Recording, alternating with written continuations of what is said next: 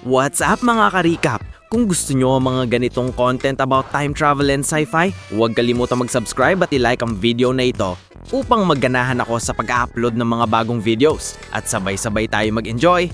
Halika, simulan na natin! Sa pagsisimula ng pelikula, makikita natin ang isang babaeng nagngangalang Vari na naglalakbay sa gabi kasama ang kanyang anak na si Min. Naglalaro sila habang nasa biyahe, ngunit mapapansin na palaging binabaliwala ni Vari ang mga tawag sa kanyang telepono. Pagkatapos ay sinabi niya kay Min na maglalaro sila ng isang bagong laro. Sinabi ni Vari na bibilang siya hanggang 10 at pagkatapos ay magtatago si Min sa kanya ito hahanapin. Pagkatapos magbilang hanggang 10, nagtago si Min at huminto si Vari sa isang gasolinahan. Nagpakarga siya ng gasolina sa kotse upang maantala ang kanilang paglalakbay. Malinaw na nagtatago si Min habang sila ay naglalakbay, ngunit hindi pa ipinapaliwanag ang dahilan nito. Pumasok si Vari sa isang tindahan upang bumili ng pagkain. Habang nasa loob, sinusubukan niyang iwasan ng mga CCTV camera na parang may tinatago siya o may ginagawang mali. Pagbalik niya sa kotse na may dalang mga pinamili, bigla niyang napagtanto na wala si Min sa loob ng sasakyan. Matindi ang kanyang pagkataranta. Ilang sandali pa, biglang lumitaw si Min sa gilid at tinakot siya. Sa wakas ay nakahinga ng maluwag si Vari. Ipinagpatuloy nila ang kanilang biyahe. Matapos magmaneho ng matagal, inantok ng husto si Vari. Halos magdulot ng aksidente ang isang mabilis na truck, ngunit nakaiwas siya sa huling sandali. Dahil dito, nagpasya siyang itabi muna ang kotse sa gilid ng kalsada at magpahinga. Kinaumagahan, may kumatok sa bintana ng kotse. Nang makita niya ang pulis, kinabahan si Vari na parang nahuli siya. Ngunit binalaan lamang siya ng pulis na mapanganib ang lugar at madalas itong puntahan ng mga tulisan. Sinabi nila na sinuwerte siya at dapat na siyang umalis kaagad. Sumangayon si Vari at umalis, ngunit maingat niyang tinignan kung sinusundan ba siya ng mga pulis. Sa wakas, nakarating siya sa bahay ng kanyang ina na natatagpuan sa isang tahimik at halos walang taong lugar. Sa loob ng bahay, dinala ni Vari si Min sa isang silid kung saan siya dating nakatira noong bata pa siya. Ipinakita niya kay Min ang mga marka sa pader kung saan sinusukat ng kanyang ina ang kanyang tangkad noon.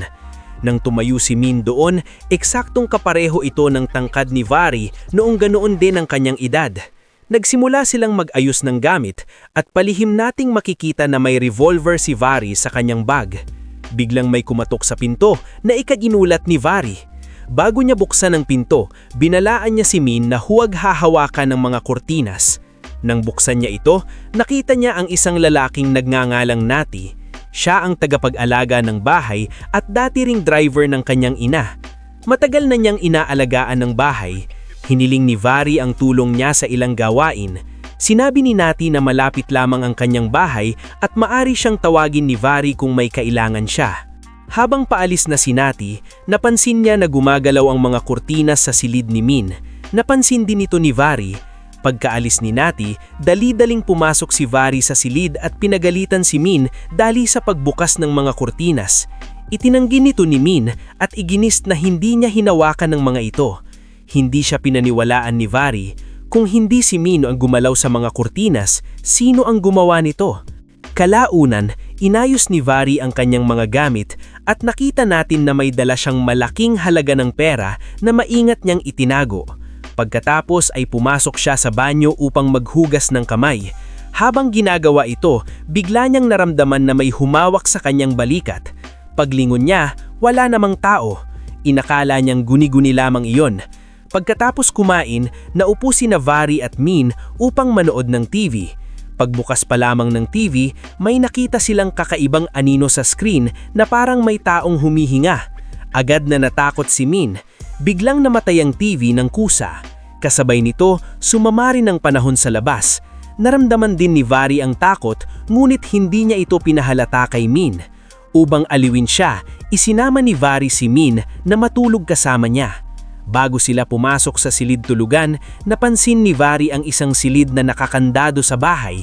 Nang tinanong ni Min kung ano ang nasa loob ng silid na iyon, sinabi ni Vari na hindi niya alam dahil hindi pa siya nakapasok doon kailanman. Kinaumagahan, habang kumakain sina Vari at Min, muling kumislap-kislap ang mga ilaw sa bahay. Biglang nakita ni Min ang isang nakakatakot na multo na nakatayo sa likuran ni Vari. Pumihiyaw si Min ng malakas. Inakala ni Vari na natatakot lamang si Min sa dilim. Naalala niya na may generator ang bahay at isinaman niya si Min para paandarin ito. Pagdating nila sa generator, nagulat si Vari sa laki nito. Malaki siya, parang kayang paandarin ng isang pabrika. Kahit maraming taon na ang lumipas, gumana agad ang generator nang pindutin niya ang buton at bumalik ang ilaw sa buong bahay. Tahimik lumipas ang gabing iyon. Kinaumagahan, naglaro muli sina Vari at Min ng taguan. Nagtago si Vari sa ilalim ng kama at hinanap siya ni Min. Pumasok si Min sa silid kung saan nagtatago si Vari, ngulit umalis siya nang hindi tumitingin sa ilalim ng kama. Makalipas ang ilang sandali, gumapang palabas si Vari upang gulatin si Min, ngunit may nakita siyang kakaiba. Tumigil na sa paglaro si Min at nakaupo sa isang silya, nagdo-drawing. Nakasuot siya ng isang kakaibang maskara. Nagtaka si Vari kung saan nakuha ni Min ang maskara, ngunit wala siyang sinabi. Biglang tumalon si Min at nahuli nito si Vari na nagpagising sa kanyang iniisip. Tumingin muli si Vari at nakita niya si Min na nakatayo sa kanyang tabi. Nalito siya. Sino ang Min na nakaupo sa silya? Guni-guni lamang ba yun? Ang Min na may maskara ba yun? O may multo talagang nakatira sa bahay? Walang sinabi si Vari, ngunit unti-unting lumaki ang takot sa kanyang kalooban. Nang gabing iyon, may muli na namang nakakatakot na nangyari. Labis na natakot si Min sa isang nakakatakot na multo. Sa sobrang takot niya, ayaw na niyang manatili sa bahay. Ano man ang nasa bahay ay tila mas pinupuntarya si Min kaysa kay Vari. Labis na nag-alala si Vari. Gusto nang umalis si Min sa bahay, ngunit alam ni Vari na wala na silang mapupuntahan. Sa matinding hirap, napalakam niya si Min at pinatulog ito. Ipinaliwanag niya na hindi na sila maaring bumalik sa bahay ng ama ni Min dahil hindi na iyon sa kanila. Ang bahay na ito na lamang ang natitira sa kanila at kailangan nilang manatili rito. Kinaumagahan, naglaro muli sina Vari at Min ng taguan. Habang naglalaro, bigla na lang nakita ni Vari ang parehong batang may suot na maskara. Inakala ni Vari na maaring galing sa labas ang bata. Nang lumapit siya upang tignan, biglang tumakbo palabas ang batang may maskara. Hinabol siya ni Vari, ngulit makalipas ang ilang distansya, bigla na lang naglaho ang bata. Labis na nalito at natakot si Vari, hindi niya maintindihan kung sino ang batang iyon. Bigla niyang narinig ang sigaw ni Min sa itaas ng bahay. Agad siyang tumakbo papunta sa silid ni Min. Sa una, sa sobrang takot niya, hindi niya mabuksan ang pinto. Nang sa wakas ay mabuksan niya, may nakita siyang nakakapangilabot. Lumulutang sa hangin ang lahat ng kasangkapan sa silid ni Min. Nanganig si Vari sa takot. Wala siyang nakitang si Min sa loob ng silid. Sa katunayan, nagtatago si Min sa loob ng aparado. Takot na takot sa multo, ngunit hindi ito ni Vari. Biglang sumara ang pinto ng aparado ng kusa. Dahan-dahang bumagsak sa sahig ang lahat ng lumulutang na kasangkapan. Paulit-ulit na sinigaw ni Vari ang pangalan ni Min, ngunit walang sumagot. Hinanap ni Vari si Min sa buong silid at pagkatapos sa buong bahay. Pumunta pa siya sa kalapit na kagubatan na may dalang ilaw upang hanapin si Min. Matapos maghanap sa lahat ng lugar at walang makita, napagod siya at nagpa siyang pumunta sa pulisya. Isang inspektor ng pulis ang dumating sa bahay para mag-imbestiga. Pagkakita pa lang niya kay Vari, napansin niya ang mga gasgas sa kanyang muka. Napansin din niya na sira ang mga tiles sa entrada ng bahay. Pagtingin niya sa taas, nakita niya na may bahagi ng roof na nasira na tila bumagsak at nakabasag ng mga tiles sa baba. Sinimulan nilang tanungin si Vari. Ikinuwento niya ang lahat ng nangyari, kabilang ang pagkakita niya sa batang may maskara, ang paghabol dito at ang pagkawala ni Min. Ipinaliwanag niya kung paanong lumulutang ang mga kasangkapan sa silid ni Min. Hindi naniwala ang inspektor sa kanyang kwento. Para sa kanya, imposibleng lumutang ang mga kasangkapan ng walang dahilan. Pagkatapos, tinanong ng inspektor patungkol sa ama ni Min, ang asawa ni Vari. Nagsinungaling si Vari at sinabing matagal na niyang iniwan ito. Matapos suriin ang silid ni Min, humingi ang inspektor ng larawan ni Min upang maipagpatuloy nila ang imbestigasyon. Sinabi ni Vari sa inspektor na wala siyang kahit anong litrato. Lahat ng larawan ni Min ay nasa dati niyang telepono na nawala nang dumating siya roon. Hindi rin siya gumagamit ng social media kaya wala ring mga larawan doon. Dahil dito, walang patunay na minsan nang nanilahan si Min sa bahay na iyon. Kinolekta ng mga pulis ang anumang ebidensyang maaari nilang makuha, mulit wala ni isa man dito ang nagpapatunay na kasama ni Vari si Min. Sa sandaling iyon, dumating si Nati, ang tagapag-alaga ng bahay, matapos makita ang mga pulis sa labas. Nang tanungin siya ng mga pulis tungkol kay Min, sinabi niyang mag-isa lamang dumating si Vari sa bahay. Labis na nagalit at nalungkot si Vari at sinabi kay Nati na alalahanin ang araw na nakita niyang gumagalaw ang mga kurtina sa itaas. Sinabi niyang naroon si Min noon, ngulit dahil hindi kailanman ipinakita ni Vari si Min sa iba, walang naniwala sa kanya. Dito nagsimulang isipin ng mga pulis na maaaring may problema sa pag-iisip si Vari. Naghinala sila na baka hindi talaga kailanman umiral si Min. Tinanong ng inspektor si Vari kung saan siya nagmula. Sa pagkakataong ito, sinabi ni Vari ang totoo. Sinabi niyang galing siya sa Bangkok noong nakaraang linggo. Ikinuwento niya ang buong paglalakbay at lahat ng lugar na kanyang pinagdaanan at hinintuan. Sinuri ng inspektor ang mga CCTV footage mula sa mga lugar na iyon. Ngunit sa kahit isa mang kuha ng CCTV, hindi nakita si Min. Gaya ng nakita natin kanina, palaging itinatago ni Vari si Min mula sa mga kamera. Matapos maunawaan ang lahat, dumating ang inspektor sa isang nakakagulat na konklusyon. Naniniwala siyang maaaring hindi kailanman umiral si Min sa totoong mundo. Dahil dito, nagpasya siyang huwag maghain ng ulat ng nawawalang tao para kay Min. Isang gabi, hindi na nakayanan ni Vari ang manahimik. Pumunta siya sa istasyon ng pulis at inamin ng lahat ng tapat. Sinabi niyang may anak talaga siya at dinala niya ito mula Bangkok 1 linggo ang nakalilipas habang tumatakas mula sa kanyang abusadong asawa. Inamin niya na sinasaktan siya ng kanyang asawa at palihim siyang tumakas. Habang umiiyak, inamin din niyang binaril niya ang kanyang asawa bago siya umalis kahit alam niyang maaali siyang maging kriminal dahil dito. Sinabi ni Vari sa mga pulis na pinaghihinalaan niyang dinukot ng kanyang asawa si Min dahil ito ay makapangyarihan at nagtatrabaho bilang isang mamamahayag. Sa istasyon ng pulis, galit niyang tinawagan ng kanyang asawa at inakusahan ito. Itinanggi ng lalaki ang lahat at sinabing hindi niya alam kung saan tumakas si Min. Kinuha ng inspektor ang telepono, ipinaliwanag na nawawala si Min at humingi ng mga larawan nito. Pagkatapos nito, opisyal na nagsampa ang mga pulis ng ulat ng nawawalang tao at sinimulan ng paghahanap kay Min. Ang inspektor, mga pulis, mga taga-baryo, si Nati at si Vari ay naghanap sa gubat ng maraming oras. Ngunit wala silang natagpuan. Pagod at nawalan ng pag-asa, bumalik sila sa bahay ni Vari habang nagsisimula ng umulan. Sa loob ng bahay, napansin ng inspektor ang isang silid na nakakandado. Sinabi ni Vari na matagal na itong nakakandado at hindi siya kailanman nakakapasok. Ngulit binaliwala ng inspektor ang kanyang sinabi at binasag ang kandado. Sa likod ng pinto, natuklasan nila ang isang nakatagong silong sa ilalim ng lupa. Sa loob ng silong, nakita nila ang mga makina at isang salaming silid na nagpapakita na may ginagawang mga lihiming eksperimento roon.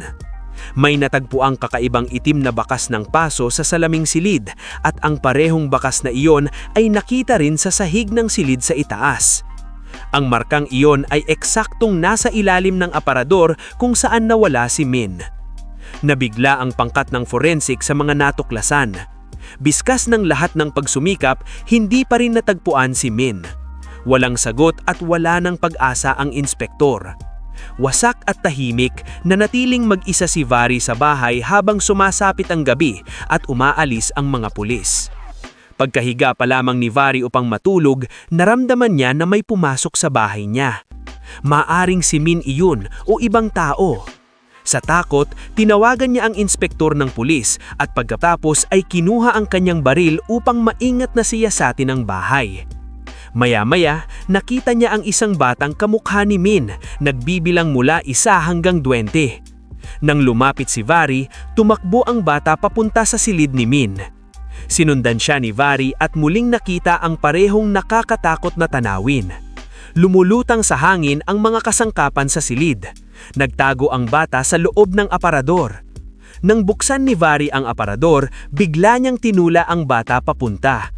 Naramdaman ni Vari na nahuhulog siya sa isang napakalalim na balon, walang katapusang pagbagsak hanggang sa siya ay mawalan ng malay. Pagmulat niya, natagpuan niya ang sarili niya sa loob ng parehong salaming silid na nakita kanina. Nakatayo sa harap niya ang kanyang ina. Nabigla at labis na naging emosyonal si Vari at ang pagkakita sa kanyang ina ay nagbalik ng mga alaala ng kanyang pagkabata. Dito lumipat ang kwento sa nakaraan, sa taong 1991. Masang-masayang ang batang si Vari dahil dapat sana ay magbabakasyon sila ng magpamilya. Ngunit muli na namang nakatanggap ng isang agarang tawag sa trabaho ang kanyang ina. May nangyaring problema sa isang dam at kailangan niyang umalis agad. Nakansila ang biyahe. Ibinaliwag na ang ina ni Vari ay isang inhinyero. Nalaman natin na matagal na siyang nagtatrabaho sa isang lihiming proyekto at nabigo na siya ng 35 times. Sa ika-36 na pagtantaka, muli nilang pinaandar ang makina. Umuga ang lupa, lumipas na isang itim na bilog na butas. Nagtipon ang maitim na ulap, kumiblat at isang kandila ay nahulog sa butas na iyon. Ito ay nagpapakita na ang ina ni Vari ay gumagawa ng time machine at ang kandila ay nanggaling sa ibang linya ng timeline. Sabik niyang perpektuhin ang paglalakbay sa oras, ngunit hindi pa rin matatag ang makina. Pag-uwi niya, galit ang kanyang pamilya dahil muli niyang sinira ang kanilang plans. Sinigawan siya ng kanyang asawa at pinaalala sa kanya ang kanyang mga responsibilidad. Sa galit, sinabi niyang wala siyang oras para kay Vari. Nang marinig ito, labis na nasaktan si batang Vari. Upang makabawi, nagplano ang kanyang ina ng isa pang biyahe kinabukasan. Mulit na natiling nakatuon ang kanyang isipan sa eksperimento. Makaraan ng 1 buwan, nagkaroon ng isang matinding pagtatalo ang mag-asawa. Sa galit, hinawak ng ina ni Vari ang manibela at tumalon sa labas ng umaandar na kotse. Kabila ng pag-iyak ni Vari, hindi siya huminto. Isang truck ay bumangga sa kotse na ikinamatay ni Vari at ng kanyang ama. Dito ibinaliwag ang pinakamalaking baliktad ng kwento. Si Vari, ang pangunahing tauhang pinapanood natin, ay namatay pala noong March 14, 1991. Pagkatapos ng aksidente, tuluyang gumuho ang mundo ng ina ni Vari. Paulit-ulit niyang binabanggit ang petsa at nahuhumaling sa ideyang bumalik sa nakaraan upang itama ang araw na iyon. Kahit matagal na taon ng therapy, hindi siya makaalis sa guilt at naniniwalang siya ang may kasalanan sa kanilang pagkamatay. Isang araw, habang nasa dam siya, biglang lumitaw na isang wormhole. Nahulog ang kanyang tsinela sa iyon at makalipas ay lumitaw sa nakaraan bago ang March 14, 1991. Sa unang matagumpay na pag-activate ng time machine, naalala niya na minsan na itong gumana. Puno ng bagong pag-asa, bumalik ang ina ni Vari sa time machine, huminga ng malalim at muling sinimulang magtrabaho. Determinadong baguhin ang nakaraan. Makaraan ng maraming araw, buwan at hindi mabilang na pagtantaka, wakas na nagtagumpay ang ina ni Vari sa paggawa ng time machine.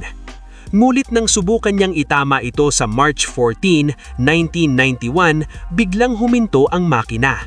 Nabasag ang lahat ng kanyang pag-asa at nawalan ng kontrol. Sa galit, pagod at wasak ng puso, paulit-ulit niyang hinampas ang makina.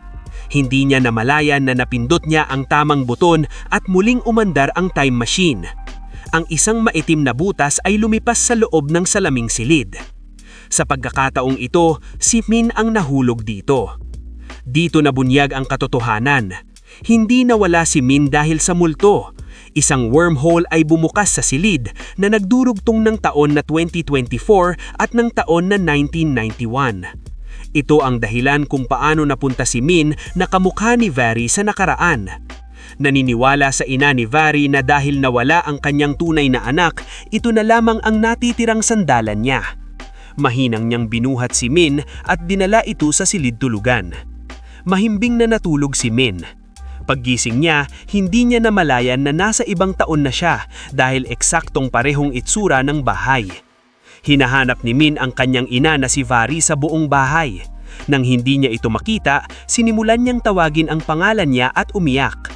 Inalo siya ng ina ni Vari, tinawag siyang mahal ko at nangakong hindi na niya uulitin ang kanyang mga dating kasalanan. Sa pagkakataong ito, hindi na niya pababayaan ang bata gaya ng ginawa niya noon. Nakita natin rin si Nati, ang parehong lalaking nakita natin kanina. Siya ang dating driver ng ina ni Vari. Nang tanungin niya kung sino ang bata, nagsinungaling ang ina ni Vari at sinabing kamag-anak niya ito na kanyang inamlay. Sinimulang mamuhay ng normal kasama si Min. Isinasama niya si Min sa pamimili, sa parke at sa paglalakad at tinatrato niya ito na parang sarili niyang anak. Naging masaya si Min at unti-unting nakalimutan si Vari. Gayunpaman, sa kaibuturan ng kanyang puso, namimiss pa rin ng ina ni Vari ang kanyang asawa at ang tunay niyang anak. Nagpasya siyang gamitin muli ang time machine, umaasang makabalik sa Marso 14, 1991, ang araw na nawala ang kanyang pamilya. Itinakda niya ang petsa at pinaandar ang makina. Pagkatapos nito, lumipat ang eksena sa kasalukuyang panahon, ang taong 2024. Doon, nakita ni Vari si Min na may suot na maskara. Ito ang tunay na si Min, naglalaro ng tagu-taguan habang suot ang maskara. Habang naglalaro sila, pumasok ang ina ni Vari sa laboratorio. Habang nagtatago si Min, muling nag-cross ang mga timelines. Tumakbo si Min papunta sa aparador at kasabay nito ay sinundan siya ni Vari. Ito ang dahilan kung bakit nagsimulang lumutang ang mga kasangkapan. Nang buksan ni Vari ang aparador upang tingnan si Min, siya ay nahila papunta sa nakaraang timeline. Ganito napunta si Vari sa taong 1991. Muling nagbago ang eksena. Nagising si Vari sa loob ng salaming silid. Labis siyang nagulat nang makita ang kanyang ina na nakatayo sa harap niya. Naramdaman niya ang saya at kalituhan at paulit-ulit niyang tinatawag ang kanyang ina. Ngulit natakot ang ina ni Vari. Hindi pa niya kailanman nakita ang babaeng ito at hindi niya alam kung sino siya. Hindi niya maintindihan kung bakit siya tinatawag ng estrangherang ito na nanay. Akala ni Vari ay patay na siya at napunta na sa kabilang buhay kung saan muli niyang nakasama ang kanyang ina. Dahil sa matinding emosyon, kinuha niya ang baril mula sa kanyang bulsa. Nang makita ang baril, nataranta ang ina ni Vari at sinabihan siyang ibaba iyon. Muling lumipat ang eksena sa kasalukuyan, pahong 2024. Dumating ang inspektor ng pulis sa bahay ni Vari ngunit wala siyang makita roon. Hinanap niya si Vari sa bahay, sa kagubatan at sa mga kalapit na lugar, ngunit nawawala si Vari. Sa loob ng bahay, nakakita siya ng malaking halaga ng pera at mga armas. Pinatunayan nito na hindi tumakas si Vari dahil kung ginawa niya iyon ay isinama niya sana ang mga bagay na iyon. Naging malinaw na bigla na lamang naglaho si Vari. Bumalik ang eksena sa taong 1991. Kinuha ng ina ni Vari ang baril mula kay Vari, ikinulong siya sa loob ng salaming silid at umalis. Sumisigaw at nagmamakaawa si Vari na pakinggan siya, ngunit naglakad palayo ang kanyang ina. Sa kasalukuyan, ipinagpatuloy ng inspektor ang imbestigasyon. Habang maingat niyang sinusuri ang bahay, nakakita siya ng mga lumang litrato ng mga magulang ni Vari. Tinawagan niya si Nati at nagtanong tungkol sa kanila. Ipinaliwanag ni Nati na ang babaeng nasa litrato ay ang ina ni Vari. Sinabi niyang isa itong propesor at inhinyero sa isang kalapit na dam. Nang tanungin tungkol sa lihim na laboratorio sa bahay, sinabi ni Nati na wala siyang alam tungkol dito. Ang alam lang niya ay bigla na lamang iniwan ng ina ni Vari ang lahat, mga 30 years na ang nakalipas. Lumipas ang panahon sa parehong timeline. Noong 1991, nanatiling nakakulong si Vari sa loob ng silid, nang hihina dahil sa gutom at uhaw. Isang araw, dinalhan siya ng kanyang ina ng pagkain. Kabado, tinanong siya nito kung sino siya at bakit siya naroon. Ipinaliwanag ni Vary na nakatira siya sa bahay na iyon sa ibang panahon. Sinabi niyang hinahanap niya ang kanyang anak na si Min na nagtatago sa aparador. Nang buksan niya ito, doon siya napunta sa panahong iyon. Matapos marinig ito, natakot ang ina ni Vary na mawala si Min. Muli niyang ikinulong si Vary sa silid at umalis. Tinanggap na niya si Min bilang kanyang anak at ayaw na niya itong pakawalan. Inutusan niya si Natty na bantayan si Vary.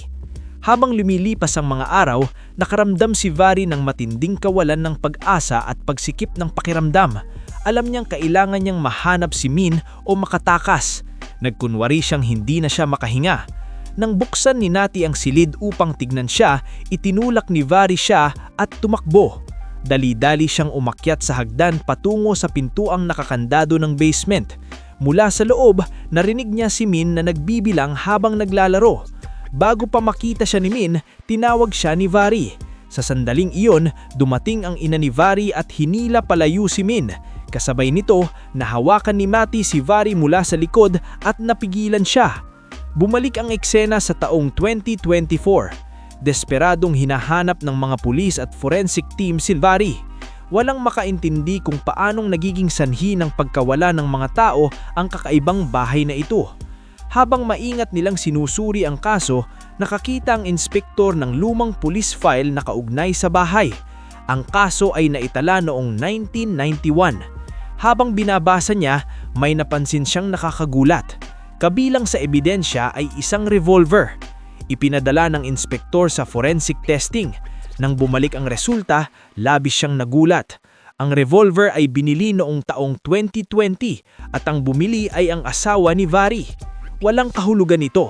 Paanong napunta isang baril mula 2020 sa ebidensya ng isang kaso noong 1991? Mayroon ding pahina sa file na may nakasulat na numero ng telepono. Lalo itong ikinagulat ng inspektor. Ang numerong iyon ay kay Vary. Ayon sa report, natagpuan ng numero lapit sa isang bangkay sa loob ng parehong bahay noong 1991. Matapos pagdugtong-dugtungin ang lahat ng ebidensya, napagtanggol ng inspektor ang katotohanan. Si Vary pala ang migsahong naglakbay balik sa nakaraan.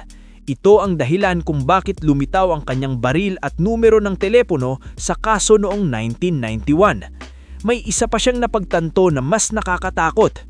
Namatay si Vary noong 1991. Labis siyang nabalisa sa kaalamang ito. Gusto niyang iligtas si Vary sa nakaraan kahit wala siyang idea kung paano. Pagkatapos nito, lumipat ang eksena sa taong 1991. Mahigpit na ininutusan ng ina ni Vary si tiyong Nate na siguraduhing hindi makakaalis si Vary sa silid. Binabantayan siya ni Nate. Dahil sa pagkabot, binuksan niya ang radyo. Malakas na binanggit ng announcer ang petsa, November 24, 1991. Nang marinig ito, nagulat si Vary. Tinanong niya si Nate kung anong taon ang sinabi nito. Walang pakialam na sumagot si Nate. 1991. Ano bang nakakagulat doon? Para kay Nate, walang kahulugan nito. Ngunit para kay Vary, pinatunayan nito ang katotohanan. Bumalik siya sa nakaraan. Sinubok ni Vary na ipaliwanag ang lahat kay Nate. Sinabi niyang siya ang parehong Vary ngunit mula sa hinaharap. Sinabi niya ring ang kapatid niya ang kanyang ina kahit hindi siya nakikilala. Ipinaliwanag niya ring na ang anak niyang si Min ay napunta rin doon at itinatago. Ngunit hindi naniwala si Nate. Galit niya itong sinabihan na manahimik at sinabing ang tunay na Vary ay namatay na ilang buwan na ang nakalipas. Noong 1991, makikita si Min na kumakain ng hapunan kasama ang ina ni Vary. Bigla niyang nakita ang isang nakakatakot na multo na nakatayo sa kanyang likuran. Ito ang parehong multo na nakatakot sa kanya sa kasalukuyang panahon. Sumigaw si Min sa takot at lumipat ang eksena sa 2024. Sa kasalukuyan, dumating ang asawa ni Vary, ang isang mananamog, upang personal na imbestigahan ang kaso. Gusto niyang mahanap sina Vary at ang kanyang anak na si Min. Matapos malaman ang lahat, tinanong niya ang inspektor tungkol sa hindi pa nakikilalang bangkay ng bata na natagpuan sa bahay noong 1991. Sinabi ng inspektor na hanggang sa ngayon, hindi pa rin alam kung sino ang batang iyon. pumunta ang asawa ni Vary sa bahay upang magsiyasat pa. Bumalik ang kwento sa taong 1991. Nakakulong pa rin si Vary. Alam niyang kailangan niyang makatakas, makausap ang kanyang ina at ipaliwanag ang lahat. Ngulit tumanggi si tiyong Nate na makinig. Sawang-sawa na siya sa mga sinasabi ni Vary kaya muli niyang ikinulong si Simatic sa loob ng silid at binantayan ang basement. Lalong nagalit si Vary. Sa galit, binasag niya ang salamin ng silid. Nang marinig ang ingay, dali-daling pumasok si Nate na may dalang baril. Bago pa siya makapaputok, inatake ni Vary si Nate. Pinabagsak nito si Nate at isinaksak ang isang pirasong basag na salamin sa mata nito na nagdulot ng matinding pinsala. Ang peklat mula sa sugat na ito ay makikita kahalagan sa taong 2024. Bahayag kahit maaari niyang patayin si Nate, hindi niya ito ginawa dahil may malasakit pa rin siya sa kanya. Tumakbo si Vary papunta sa itaas para hanapin si Min.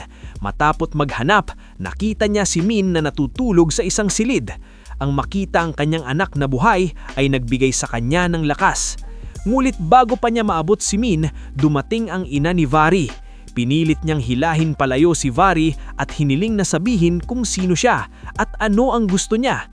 Sa wakas, sinabi ni Vary ang buong katotohanan. Sinabi niyang siya ang anak niya na Vary na galing sa taong 2024. Ipinaliwanag niyang wala siyang balak saktan si Min at wala siyang masamang intensyon. Naunawaan ng ina ni Vary ang katotohanan dahil siya mismo ang lumikha ng time machine. Ngulit natakot siya na kukunin ni Vary si Min. Dahil sa takot, tumanggi siyang makinig. Itinulak niya si Vary mula sa relis.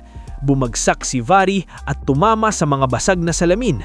Ang isang matalim na piraso ay pumasok sa kanyang bibig na nagdulot ng kanyang kamatayan at nagdulot ng matinding paso sa kanyang mukha. Labis na nasira ang kanyang katawan kaya hindi na siya makilala bilang Vary. Sa taong 2024, nakita ng mga investigador ang sunog at deforming bangkay na ito kaya hindi nila kailanmang inasip na si Vary iyon. Ngulit ngayon, matapos pagdugtong-dugtungin ang lahat ng ebidensya, tuluyang naunawaan ng inspektor ang katotohanan. Ang hindi pa nakikilalang bangkay na natagpuan noong 1991 ay si Vary mismo na namatay matapos siyang hilahin pabalik sa nakaraan. Napuno ng luha ang mga mata ng inspektor sa pag-unawa sa malagim na katotohanan ito. Sa sandaling iyon, dumating ang asawa ni Vary kasama ang isang buong pangkat ng pulis. Nang dumating siya, biglang nawala ng kontrol ang inspektor. Inatake niya ang lalaki sa galit, itinulak ito sa lupa at sinuntok. Sumigaw siya na ang lalaki lamang ang may kasalanan sa lahat ng nangyari kay Vary. Lubos na nalito ang asawa ni Vary at hindi niya maintindihan ang sinasabi ng inspektor. Pagkatapos, ibinato ng inspektor ang isang file sa kanyang mukha at sinabing, "Ito na lang ang makukuha mo, ang bangkay ng Vary mo." Pagkasabi nito, tumalikod siya at umalis. Muling lumipat ang kwento sa taong 1991. Matapos ang pagkamatay ni Vary, dumating ang buong forensic team upang suriin ang kanyang bangkay. Napakakaiba ng insidente at labis itong nakaapekto kay Min. Nang dalhin ng ina ni Vary si Min sa ospital, sinabi ng mga doktor na nawalan ng alaala si Min. Pagkatapos nito, pinalitan ng ina ni Vary ang pangalan ni Min at tinawag siyang Vary. Iniwan niya ang batang ito sa parehong bahay at kalaunan ay lumipat siya. Mula noon, ang kaluluwa ni Vary ay patuloy na gumagala sa loob ng bahay.